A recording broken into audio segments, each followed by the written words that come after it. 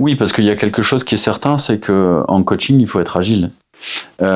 Tu prends quelqu'un, il vient de te voir, la séance d'après, il peut être déjà, il a déjà explosé, il est déjà, il va te dire au revoir, quoi. C'est la dernière fois qu'on se croise, ça y est, il a atteint son objectif. Mhm. Parce qu'en coaching, il y a quelque chose qu'il faut qu'on fixe dès le départ, c'est des objectifs mesurables.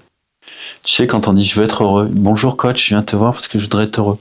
Ah, c'est super joli, mais comment tu mesures être heureux? Et avec quel objectif d'être heureux? Et donc, tant que tu n'as pas ces clés-là, on ne sait pas mesurer si effectivement ils progressent. Et donc, d'autres, eux, vont pas bouger pendant plusieurs séances.